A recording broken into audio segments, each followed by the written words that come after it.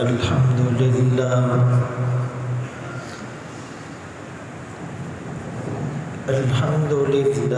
وكفى والصلاة والسلام على من لا نبي بعده.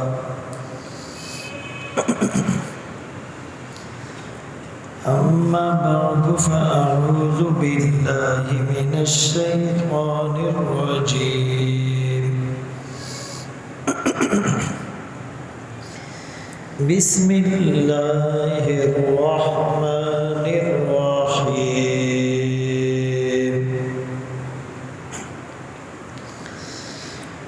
إن الذين آمنوا والذين هاجروا وجاهدوا في سبيل الله أولئك يرجون رحمة الله والله غفور رحيم.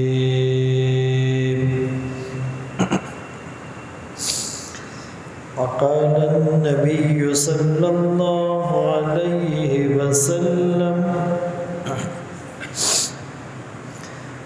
الدين النصيحة،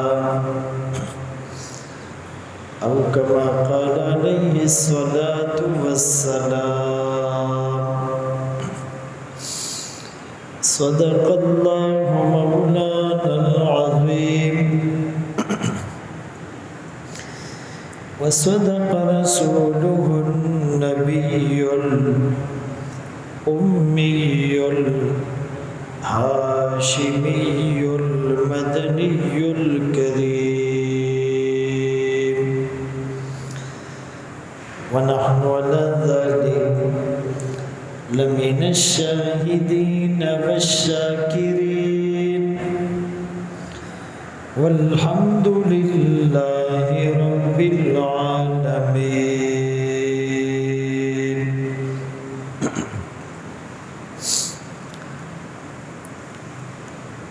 ہر لحظہ مومن کی نئی آن نئی شان،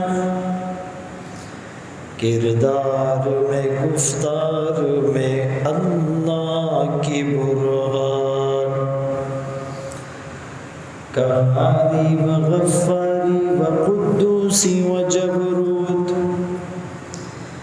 یہ چار عناصر ہو تو بنتا ہے مسلمان. یہ راز کسی کو نہیں معلوم کہ مومن قاری نظر آتا ہے حقیقت میں ہے قرآن. واجب الاحترام عزیزان گرامی، آپ کے سامنے قرآن کریم فرقان مجید کی سورہ بقرہ کی ایک آیت کریمہ تلاوت کی، اور سرکار دو عالم تاجدار مدینہ محمد مصطفیٰ احمد مجتبی صلی اللہ علیہ وسلم کی حدیث مبارکہ پیش کی. رمضان المبارک کا مہینہ تقریباً آ چکا ہے، اور اس بہت بڑی نعمت پر ہم جتنا اللہ کا شکر ادا کر سکتے ہیں، شکرانے کے نوافل پڑھ سکتے ہیں، شکر کے آنسو بہا سکتے ہیں، ہم اس میں کوتاہی نہ کریں. یہ اتنا قیمتی مہینہ ہے کہ اللہ والوں نے لکھا اگر ہمیں اس کی اہمیت کا، اس کی ویلیو کا پتہ چل جائے تو سارا نظام زندگی مفلوج ہو جائے. ساری چیزوں کو بریک لگ جائے، لوگ مسجد سے باہر نکلے ہی نہیں۔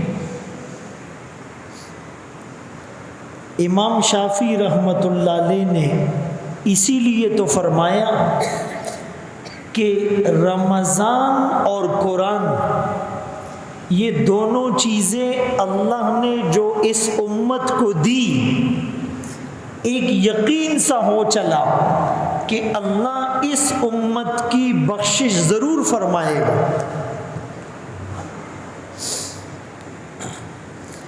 اور بعض حضرات نے تو یہ لکھا کہ نفاق اور منافقت کی بہت سی نشانیاں ہیں، بہت سی علامات ہیں۔ نماز پڑھتے ہیں تو سستی کے ساتھ پڑھتے ہیں، عبادت کرتے ہیں تو دکھاوے کے لیے کرتے ہیں، بات کرتے ہیں تو جھوٹ بولتے ہیں، وعدہ کرتے ہیں تو خلاف ورزی کرتے ہیں، امانت ان کے پاس رکھوائی جائے تو خیانت کرتے ہیں، زبان سے کچھ کہتے ہیں دل میں کچھ ہوتا ہے۔ لیکن منافقت کی ایک نشانی یہ بھی ہے کہ رمضان آنے سے وہ پریشان ہو جاتا ہے کہ روزہ رکھنا پڑے گا، دن بڑے ہیں، گرمی زیادہ ہے، صبح جلدی اٹھنا پڑے گا، رات کو تراویح پڑھنی پڑے گی، زکوٰۃ دیں گے۔ تو میرے محترم دوستو، کہیں ایسا تو نہیں کہ ہماری کیفیت بھی کچھ یوں ہو؟ کسی مہمان کے آنے پر لوگ خوشیاں مناتے ہیں، کسی گفٹ کے ملنے پر لوگوں کے چہرے خوشی سے چمکنے لگتے ہیں۔ تو ہماری بھی یہ کیفیت ہونی چاہیے کہ مہمان آ رہا ہے اور ساتھ میں قرآن آ رہا ہے اور نیکیوں کی برسات لا رہا ہے اور بخشش کے پروانے لے کر آ رہا ہے اور جنت میں داخلے کا سامان لے کر آ رہا ہے۔ تو اس رمضان المبارک کو تھوڑا سا نفس پر مجاہدہ کر کے، اپنی خواہشات کا خون کر کے، اپنی حسرتوں کو پامال کر کے، اپنی آرزوؤں کو تھوڑا سا دبا کر ایسا گزار لیں کہ ہمیں یقین سا ہو جائے کہ ہماری بخشش ہو چکی۔ علماء نے بات سمجھانے کے لیے اس زندگی کی مثال دی ہے کہ زندگی کی عموماً 5 قسمیں ہوتی ہیں۔ ایک حیوانی زندگی، دوسرا انسانی زندگی، تیسرا ایمانی زندگی، چوتھا عرفانی زندگی اور 5ویں قسم وحدانی زندگی۔ اب ہر ایک کو سمجھتے ہیں۔ پہلی قسم حیوانی زندگی، اس میں کھاتا بھی ہے، پیتا بھی ہے، پہنتا بھی ہے، سوتا بھی ہے، جاگتا بھی ہے، سوار بھی ہوتا ہے، کماتا بھی ہے، لیکن حکمرانی عقل کی، حکمرانی نفس کی ہوتی ہے۔ جو نفس کہتا ہے کھا لیتا ہے، حلال حرام کو نہیں دیکھتا۔ جو نفس کہتا ہے پی لیتا ہے، حلال حرام کو نہیں دیکھتا۔ جو نفس کہتا ہے کما لیتا ہے، جائز اور ناجائز کو نہیں دیکھتا۔ جو نفس کہتا ہے جب کہتا ہے سو جاتا ہے، جو نفس جب نفس کہتا ہے اڑ جاتا ہے، جو نفس کہتا ہے اس پر عمل کر گزرتا ہے، اپنے نفس کو، اپنی خواہشات کو اپنا خدا بنا رکھا ہے۔ افرأیت من اتخذ الہہ ہوا، کیا آپ نے اس شخص کو دیکھا جس نے اپنی خواہشات کو اپنا خدا بنا لیا ہے؟ وَأَضَلَّهُ اللَّهُ عَلَىٰ عِلْمٍ، باوجود معلومات کے اللہ نے اس کو گمراہ کیا، اس کے دل، اس کی آنکھ اور اس کے کانوں پر اللہ نے پردے ڈال دیے ہیں۔ تو یہ حیوانی زندگی ہوتی، اس میں نفس حکمران اور حاکم ہوتا ہے، یہ تو جانور بھی گزارتا ہے۔ اور دوسرا انسانی زندگی، انسانی زندگی میں حکمران نفس نہیں ہوتا، عقل، جو عقل کہتی ہے وہی کھاتا ہے، یعنی گندی چیز نہیں کھاتا، جس پر مٹی لگی ہوئی ہو وہ نہیں کھاتا، جو عقل کہتی ہے وہی پیتا ہے، جو عقل کہتی ہے وہی پہنتا ہے، جو عقل کہتی ہے اسی پر سوار ہوتا ہے، جو عقل کہتی ہے اسی کاروبار میں پیسہ انویسٹ کرتا ہے، عقل کی بات مان کر چل رہا ہوتا ہے، حلال حرام کو یہ بھی نہیں دیکھتا، جائز ناجائز کا خیال یہ بھی نہیں رکھتا، لیکن عقل کی بات مان کر چل رہا ہوتا ہے۔ اچھا، چیزیں تبدیل نہیں ہوتی، کھانا ادھر بھی وہی تھا ادھر بھی وہی ہے، پینا وہاں بھی وہی تھا یہاں بھی وہی ہے، وہی کھانا وہی پینا وہی لباس، لیکن حیوانی زندگی میں یہ نفس کا غلام تھا، انسانی زندگی میں یہ عقل کا غلام تھا، اور تیسری زندگی ایمانی زندگی، ایمانی زندگی میں یہ وحی کا غلام ہوتا ہے، ایمان کا غلام ہوتا ہے، اللہ کے حکم کا پابند ہوتا ہے، نبی کی سنت دیکھ کر چلتا ہے، ہر چیز نہیں کھاتا، وہی کھاتا ہے جس کی اجازت شریعت میں ہے، وہی پیتا ہے جس کی اجازت شریعت میں ہے، وہی پہنتا ہے جس کی اجازت شریعت میں ہے، اسی طریقے سے کماتا ہے جس کی اجازت شریعت میں ہے، پیسہ وہاں لگاتا ہے جس کی اجازت شریعت میں ہے، سوتا اس وقت ہے جب شریعت کا ہے، اٹھتا اس وقت ہے جب شریعت کا ہے، شادی اس طریقے پر کرتا ہے جو شریعت کا ہے، کاروبار اس طریقے پر کرتا ہے جو شریعت کا ہے، یہ ایمانی زندگی ہے۔ آخر میں ہم نے فیصلہ کرنا ہے کہ ہم کون سی زندگی گزار رہے ہیں۔ اور چوتھی جو زندگی ہے عرفانی زندگی، یہ ایمان سے بھی ایک لیول آگے بڑھ جاتا ہے، یقین والی زندگی، منشاء حاکم کو پہچان لینا، میرے اللہ کا حکم کیا ہے، یہ جو پہچان ہوتی ہے نا، معرفت، جس کو معرفت حاصل ہو جائے اس کا بیڑا پار ہو جاتا ہے، اور معرفت عبادت سے آتی ہے، اور عبادت کو سیکھنا پڑتا ہے، پہلے علم، پھر عبادت، پھر معرفت۔ وَمَا خَلَقْتُ الْجِنَّ وَالْإِنسَ إِلَّا لِيَعْبُدُونَ، میں نے انسان اور جنات کو نہیں پیدا کیا مگر اپنی عبادت کے لیے، اپنی معرفت کے لیے، یہ مجھے پہچانے گا تو عبادت کرے گا، جو اللہ کو ہی نہیں پہچانتا وہ عبادت کیوں کرے گا؟ اسی لیے اسلام میں داخل ہونے کے لیے سب سے پہلی چیز اللہ کا تعارف، لا الہ الا اللہ، کوئی چیز نہیں سوائے اللہ کے، کوئی معبود نہیں سوائے اللہ کے، محمد الرسول اللہ، اور محمد صلی اللہ علیہ وسلم اللہ کے رسول ہے۔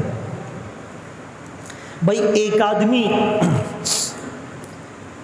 آپ کے ساتھ ٹرین میں آیا، آپ نے سرسری دعا سلام کی لیکن کوئی زیادہ ریسپیکٹ اس کو نہیں دی۔ جب آپ کراچی کے اسٹیشن پر اتریں تو بڑے بڑے لوگ اس شخصیت سے ملنے آئے ہوئے ہیں، آپ حیران ہو گئے یہ اتنا بڑا آدمی ہے، دنیا اس کے ہاتھ چوم رہی ہے، اس کے استقبال کے لیے امڈ آئی ہے، تو یہ کون ہے؟ پتہ چلتا ہے یہ تو بہت بڑے عالم ہیں، بہت بڑے اللہ کے ولی ہیں۔ تو یہ آدمی کہتا ہے یار مجھے پہلے پتہ ہوتا میں بھی خوب خدمت کرتا، دعائیں لیتا، خاطر مدارت کرتا، بے اکرامی ہو گئی، لیکن مجھے پتہ نہیں تھا، پہچان نہیں تھی، تعارف نہیں تھا، انٹروڈکشن نہیں تھا۔ رسول اللہ صلی اللہ علیہ وسلم گھر میں تشریف فرمائے، دروازے پر دستک ہوئی، آپ نے دستک سے پہچان لیا کہ دستک دینے والی تو لخت جگر حضرت فاطمہ ہے۔ محبت اس کو کہتے ہیں کہ دستک سے پہچان لو، قدموں کی آہٹ سے پہچان لو، آواز نہیں لگائی، صرف دستک سے آقا پہچان گئے۔ اور پھر ایک موقع ہے کہ صدیق اکبر اپنے گھر میں بیٹھے ہوئے ہیں، ہجرت کی رات ہے، دروازے پر دستک ہوئی، صدیق اکبر پہچان گئے دستک دینے والا آمنہ کا لال ہے۔ نبی نے بیٹی کی دستک کو پہچانا، کتنی محبت ہوگی۔ پھر صدیق نے نبی کی دستک کو پہچانا، کتنی محبت ہوگی۔ تو یہ جو چوتھی زندگی ہے عرفانی زندگی، کہ ہم اللہ کی منشا کو پہچان لیں۔ اللہ کے رسول صلی اللہ علیہ وسلم نے جب کہا فاطمہ ہے، دروازہ کھولا گیا، بیٹی آئی، آقا نے استقبال کیا، استقبال کرنے کے بعد پوچھا بیٹی کیسے آنا ہوا؟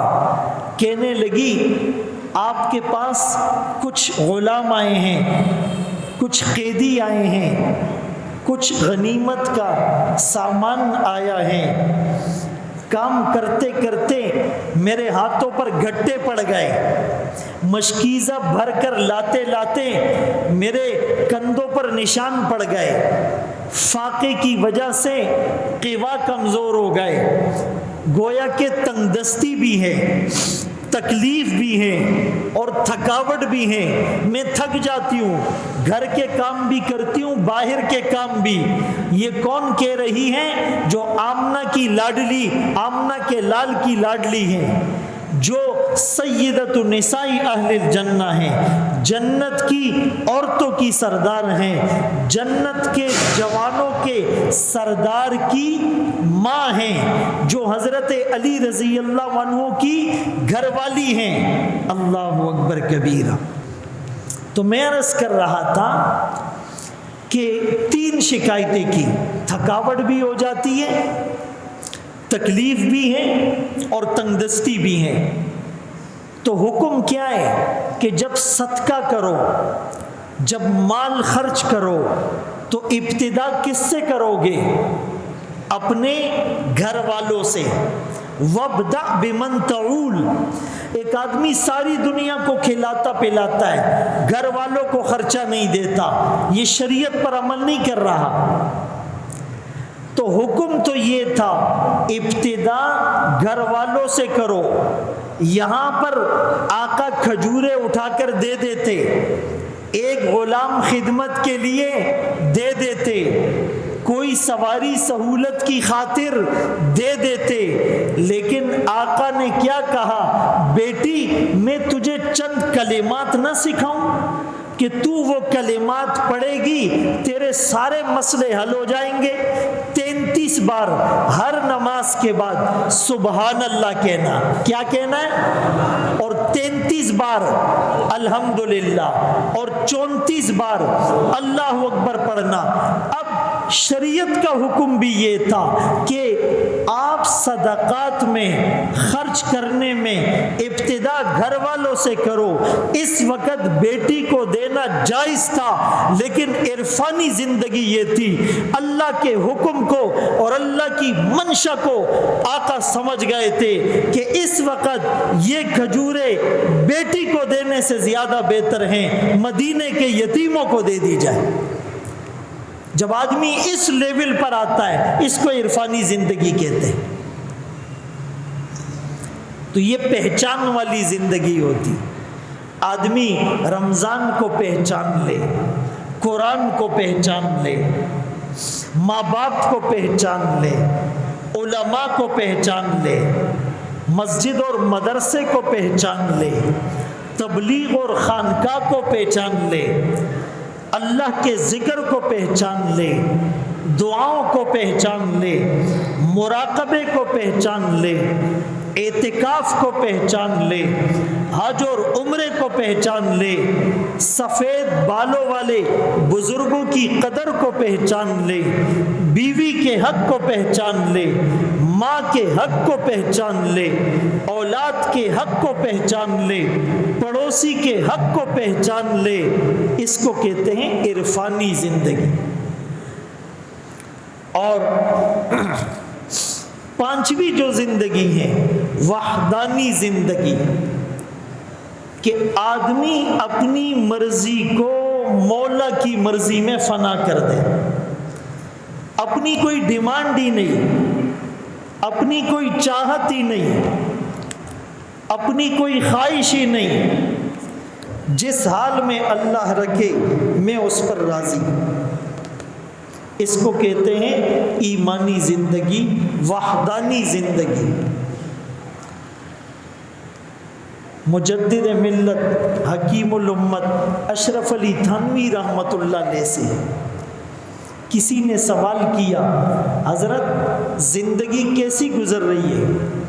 ہم سے تو کوئی پوچھتا ہے نا، تو جو 10,000 کمانے والا ہوتا ہے یا 1 لاکھ کمانے والا ہوتا ہے یا 50 لاکھ کمانے والا، کہتے ہیں بس یار گزر رہی ہے، چلتی کا نام گاڑی ہے، بس یار کیا بتائیں، کبھی خوشی کبھی غم، یہ جملے ہوتے ہیں۔ شکر بہت کم لوگوں کی زبان پر ہوتا ہے۔ تو اشرف علی تھانوی رحمۃ اللہ علیہ سے پوچھا، حضرت کیسے گزر رہی ہے؟ فرمانے لگے بہترین زندگی گزر رہی ہے۔ ارے تم مجھ سے کیا پوچھتے ہو؟ اگر سورج چمکتا ہے تو میری مرضی ہوتی ہے، اگر چاند روشنی دیتا ہے تو میری مرضی ہوتی ہے، ستارے جگمگاتے ہیں تو میری مرضی ہوتی ہے، بارش ہوتی ہے تو میری مرضی ہوتی ہے، اگر فصلیں اگتی ہیں تو میری مرضی ہوتی ہے، طوفان آتا ہے، سیلاب آتا ہے، زلزلہ آتا ہے، میری مرضی ہوتی ہے۔ کسی نے کہا حضرت یہ آپ کیسی بات کر رہے ہیں؟ فرمایا صحیح بات کر رہا ہوں، میں نے اپنی مرضی کو اللہ کی مرضی میں فنا کر دیا، جو میرے رب کی مرضی ہوتی ہے میں اس پر راضی ہوتا ہوں۔ شاہ دولہ رحمت اللہ نے ایک بزرگ گزرے ہیں، لوگ ان کے پاس آئے، حضرت سیلاب آ رہا ہے اور جو بند ہیں وہ ٹوٹنے والا ہے، اگر وہ بند ٹوٹ گیا تو سیلابی ریلا پورے گاؤں کو بہا کر لے جائے گا، پورا دیہات زیر آب آ جائے گا، مویشی ہلاک ہو جائیں گے، گھر ڈوب جائیں گے، لوگ ہلاک ہو جائیں گے۔ تو حضرت نے پوچھا کیا کرنا ہے؟ کہا جی اس بند کو مضبوط کرنا ہے، آپ آپ لوگوں کو حکم دیں کہ سب بستی والے نکلے اور اس بند کو مضبوط کرے۔ حضرت نے کدال اٹھائی اور کہا سب میرے پیچھے چلو۔ جیسے ہی اس بند کے قریب گئے تو بجائے مضبوط کرنے کے بند توڑنے لگے۔ لوگوں نے پکڑ لیا، حضرت آپ تو مضبوط کرنے کے بجائے توڑ رہے ہیں۔ حضرت کا جواب دیکھیے، فرمایا جتے مولا تے اتے شاہ دولا، جو میرے اللہ کی مرضی ہوگی وہی ہماری مرضی ہے۔ اگر اللہ کی مرضی ہے کہ ہم اس آفت کا شکار ہو جائے، ہم اس پر راضی ہیں۔ وہ مصیبتوں کو اور تکلیفوں کو اور بیماریوں کو خوشی سے گلے لگانے والے تھے، اور یہ جملہ ان کی زبان پر ہوتا کہ تیرا دیا ہوا غم بھی مجھ کو عزیز ہے کہ تیری دی ہوئی چیز ہے۔ تو یہ جو وحدانی زندگی ہوتی ہے، آدمی اپنی مرضی کو اللہ کی مرضی میں فنا کر دیتا ہے۔ کتنی قسمیں میں نے بتائی بھائی؟ پہلی حیوانی زندگی، دوسری انسانی زندگی، تیسری ایمانی زندگی، چوتھی عرفانی زندگی، پانچویں وحدانی زندگی۔ اب ہم نے اپنا محاسبہ کرنا ہے، اپنا ٹیسٹ کرنا ہے، اپنی ہسٹری چیک کرنی ہے کہ میں کون سی زندگی گزار رہا ہوں۔ میں اپنی مرضی سے سوتا جاگتا ہوں، میں اپنی مرضی سے کھاتا پیتا ہوں، میں اپنی مرضی سے پہنتا پہناتا ہوں، میں اپنی مرضی سے سوار ہوتا ہوں۔ اس کو ہم نے چیک کرنا ہے۔ اسی لیے مفتی محمد شفیع رحمۃ اللہ علیہ کا ایک واقعہ آپ کو سناتا ہوں کہ نیک لوگوں کی صحبت کتنی ضروری ہے۔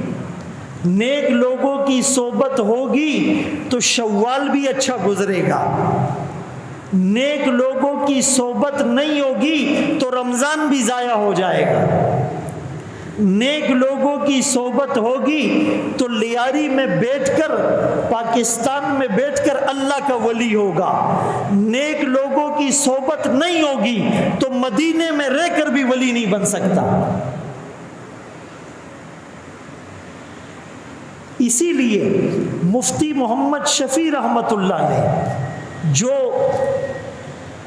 دیوبند کے اندر یعنی مفتی اعظم تھے، اپنے شیخ مولانا اشرف علی تھانوی رحمۃ اللہ علیہ کے پاس جا کر کہا حضرت مجھے ایک اشکال ہے، ایک بات سمجھ میں نہیں آ رہی۔ مولانا رومی کا شعر ہے نا، یک زمانہ صحبت با اولیاء بہتر از 100 سالہ طاعت بے ریا۔ اللہ والوں کی صحبت میں ایک گھڑی بیٹھ جانا 100 سال کی بے ریا نفلی عبادت سے افضل ہے۔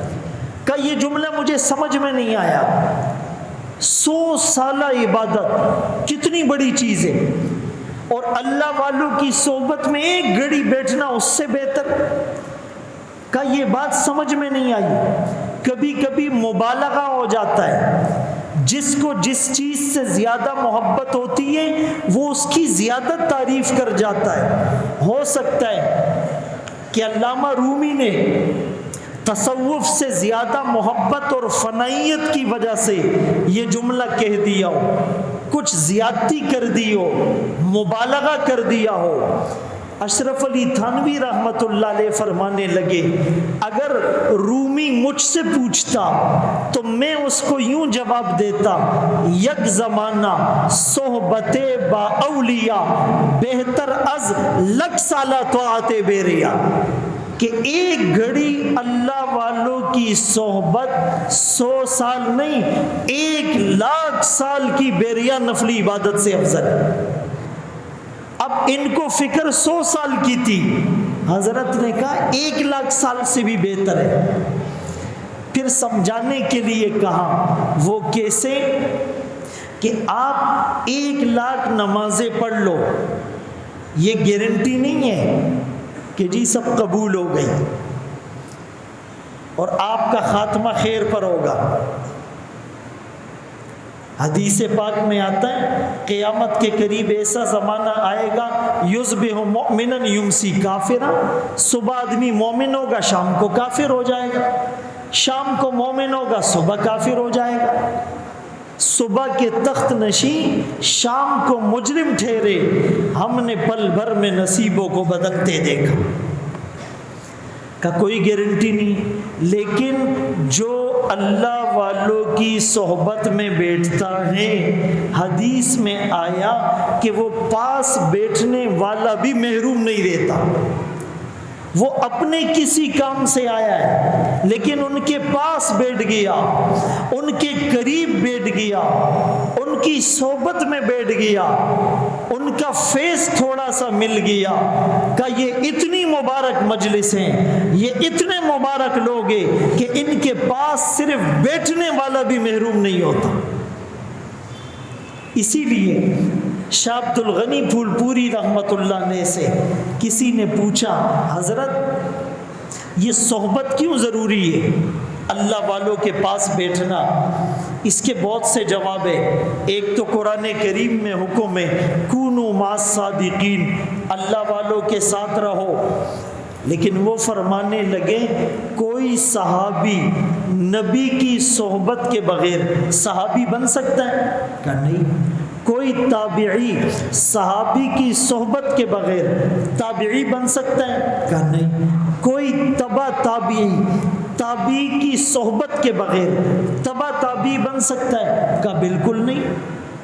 بھائی کسی نے صحابہ سے زیادہ نمازیں پڑھ لی ہو، زیادہ روزے رکھ لیے ہو، زیادہ حج کر لیے ہو، زیادہ تبلیغ میں پھرا ہو، زیادہ جہاد کر لے، زیادہ صدقہ اور خیرات اور زکوٰۃ دی ہو، لیکن نبی کو نہیں دیکھا ایمان کی حالت میں، نبی کی صحبت نہیں پائی، اس کو کوئی صحابی کہہ سکتا ہے؟ تو صحابی بننے کے لیے نبی کی صحبت ضروری، تابعی بننے کے لیے صحابی کی صحبت ضروری، تبع تابعی بننے کے لیے تابعی کی صحبت ضروری۔ اسی لیے اس صحبت کو اور اللہ والوں کی مجلس میں بیٹھنے کو واجب قرار دیا گیا ہے۔ اللہ اکبر کبیرہ۔ خواجہ باقی باللہ رحمۃ اللہ علیہ اللہ کے بڑے ولی گزرے ہیں، اسی طرح مجلس لگی ہوئی ہے اور مجلس میں کوئی ایسی بات ہو گئی کہ اللہ کو پسند نہیں آئی اور ولایت چھین گئی، جو اللہ نے اپنا ولی بنایا تھا وہ ولایت چھن گئی اور ان کو محسوس ہوا، فرماتے مجھے یوں لگا جیسے دل سے ایک پرندہ نکل کر اڑ گیا ہو، کیفیت ہی تبدیل ہو گئی۔ حضرت بڑے پریشان ہوئے، بڑے روئے دوئے، اللہ نے پھر دل میں ڈالا کہ اگر وہ ولایت دوبارہ حاصل کرنا چاہتا ہے تو نفل پڑھ نہیں، حج کر لے نہیں، روزے رکھ لے نہیں، زکوٰۃ دے دے نہیں، تبلیغ میں چلا جا نہیں، جہاد کر لے نہیں، دعائیں مانگ لے نہیں۔ اللہ نے دل میں ڈالا اگر وہ ولایت دوبارہ حاصل کرنا چاہتا ہے، تیرے قریب میں ایک مدرسہ ہے جہاں پر قرآن اور حدیث پڑھایا جاتا ہے، وہاں پر معصوم بچے ہیں جو اللہ کا قرآن پڑھتے ہیں، جا ان سے اپنے لیے دعا کرا، وہ ولایت میں پھر عطا کر دوں گا۔ خواجہ باقی باللہ رحمت اللہ علیہ فوراً نکلے۔ اب اس جب مدرسے کے قریب گئے سب پہچانتے تھے شیخ سرہندی کے بھی یہ پیر ہیں، بڑے اللہ کے ولی ہیں، سب بڑے بڑے علماء استقبال کے لیے آنے لگے۔ انہوں نے کہا میں اس وقت باقی باللہ نہیں رہا، معرفت کا وہ پرندہ اڑ چکا ہے، اب تو میں لینے آیا ہوں۔ آئے ان چھوٹے بچوں کے سروں پر ہاتھ پھیر کر کہا میرے لیے دعا کرو باقی باللہ کو وہ معرفت حاصل ہو جائے۔ ان بچوں نے ہاتھ اٹھائے، فرمایا جیسے وہ پرندہ دل سے اڑتا ہوا محسوس ہوا تھا، ولایت کا وہ نور دوبارہ اندر داخل ہو گیا۔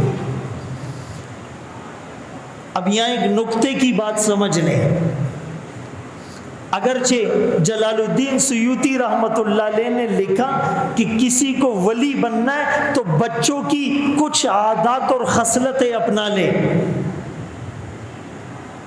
وہ کیا ہے؟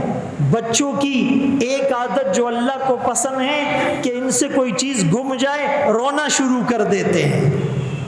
تم بھی رونا شروع کر دو، تمہارے مسئلے بھی حل ہو جائیں گے۔ بچے کو بھوک لگی، رویا، ماں نے دودھ پلایا، ایسا ہی ہے۔ تکلیف ہوئی، رویا، ماں نے بروفین پلا لی۔ سردی لگی، رویا، ماں نے کمبل اڑا دیا۔ گرمی لگی، رویا، ماں نے نہلا دیا، ایسا ہی ہے۔ بچہ رویا، صرف رونے سے اس کے سارے کام حل ہو گئے۔ انسان تو اللہ کے سامنے روئے گا، تیرے سارے کام حل ہو جائے گا۔ اسی لیے علامہ علوسی رحمۃ اللہ علیہ نے سورۃ القدر کے ضمن میں لکھا، اللہ کو گناہگار کا رونا تسبیح کرنے والوں کی تسبیح سے بھی پیارا لگتا ہے۔ جب آدمی کسی کونے میں بیٹھ کر دنیا سے ہٹ کٹ کر ساری دنیا سے رابطہ توڑ کر جب آنسوؤں کی بارش سے دل کی زمین کو سیراب کرتا ہے، اپنے گناہ یاد کرتا ہے، نہ گناہ رک رہے ہیں نہ آنسو رک رہے ہیں، اس رونے پر اللہ وہ مقام عطا کرتے ہیں جو سالوں کی عبادت سے نہیں پا سکتے۔ بہرحال بچے مل کر کھاتے ہیں، بچے جھگڑا کرتے ہیں فوراً صلح بھی کر لیتے، دل میں بات زمن پر ضروروں کی خوب گٹان پر آتے دی۔ ہمارے دلوں میں تو پتھر نہیں چٹانیں پڑی ہوئی ہے۔ ایک دفعہ میری جس سے انبن ہو جائے پھر میرا دل صاف نہیں ہوتا، فخر سے بھی کہتا ہے۔ بھئی یہ تو رونے کا مقام ہے۔ عبداللہ ابن مسعود رضی اللہ عنہ سے کسی نے کہا آپ رمضان کا استقبال کیسے کرتے تھے؟ فرمایا کسی صحابی کی یہ جرت نہیں تھی کہ رمضان کا استقبال ہم ایسے کرتے تھے کہ ہمارے دل میں کسی مسلمان کے لیے حسد اور کینہ نہیں ہوتا تھا۔ رمضان کا چاند دیکھنے کی جرت ہی نہیں کر سکتے تھے جب تک دل صاف نہ ہو۔ ہم تو یہ چاند دیکھ لیا، وہ مبارک چاند دیکھنے کے بعد بھی رونا نہیں آتا، دعائیں نہیں مانگتی، میں سے چاند مبارک، کوئی فائدہ نہیں ہے اس کا، سب ڈرامے بازی ہے۔ ارے بھائی چاند کو دیکھنے کے بعد رو، اے اللہ ایک پھر سے چاند دکھا دیا، اتنے گناہ کرنے کے باوجود، تیری اتنی نافرمانی کرنے کے باوجود پھر سے یہ مبارک چاند، پھر سے وہ مبارک گھڑیاں، پھر سے وہ روزے، پھر سے وہ تراویح، پھر سے وہ سحری، پھر سے وہ افطار، پھر سے وہ اعتکاف، پھر سے وہ زکوٰۃ، پھر سے وہ عمرے، پھر سے وہ رونا دھونا۔ اے اللہ میں اس قابل نہیں۔ یہ میسیجز سے کیا ہوتا ہے؟ ایک گھنٹہ میسیجز میں گزار دیتے۔ بھئی اس چاند کو دیکھ کر سب سے پہلا کام، سارا حسد کینہ بغض ختم، اس دل کو شیشے کی طرح صاف کرو اور اتنا رو اللہ کے سامنے کہ چاند کو دیکھنے پر اللہ بخشش کا اعلان کر دے۔ ہوتا تو یہ ہے پورا مہینہ عبادت کرو، رمضان کے بعد عید کا چاند دیکھنے پر بخشش ہوتی ہے۔ آج ہم ایسی نیت کریں کہ رمضان کا چاند دیکھنے پر عرش کا ستون ہل جائے، حسد کینہ بغض نہ ہو۔ بچوں میں یہی تو خوبی ہوتی ہے۔ میں نکتہ جو سمجھا رہا ہوں، جو میں نے اپنے حضرت سے سنا، بھائی آدمی کے 3-4 بچے ہیں، 2-3 بڑے ہیں اور ایک چھوٹا ہے۔ بولو بھائی پیار کس سے زیادہ ہوتا ہے؟ چھوٹے سے یا بڑے سے؟ کماتا کون ہے؟ بڑا۔ خدمت کون کرتا ہے؟ بڑا۔ گھر کون خریدتا ہے؟ دوائی کون لاتا ہے؟ بولو نا، علاج کون کرتا ہے؟ آج تو روزہ نہیں ہے کسی کا، علاج کون کرتا ہے؟ کپڑے کون خرید کر لاتا ہے؟ سارے کام بڑا کرتا ہے، پیار چھوٹے سے ہوتا ہے۔ وجہ کیا ہے؟ وجہ یہ ہے کہ بڑا کام تو سارے کرتا ہے لیکن اپنی مرضی سے کرتا ہے۔ وہ سوتا اپنی مرضی سے، جاگتا اپنی مرضی سے، پہنتا اپنی مرضی سے، خریدتا اپنی مرضی سے ہے۔ لیکن چھوٹا ماں سلاتی ہے تو سوتا ہے، ماں جگاتی ہے تو جاگتا ہے، ماں نہلا نہاتی ہے تو نہاتا ہے، ماں جو پہنائے، سفید سوٹ پہنائے، کالا سوٹ پہنائے، وہ پہنتا ہے۔ ارے جو اپنی مرضی کو بڑوں کی مرضی کے حوالے کرتا ہے، پیار اسی پر آتا ہے۔ آج ہم اپنی مرضی کو اللہ کی مرضی کے حوالے کر دے، آرزوئے خون ہو یا حسرت پامال، اب تو اس دل کو تیرے قابل بنانا ہے مجھے۔ وآخر دعوانا ان الحمدللہ رب العالمین۔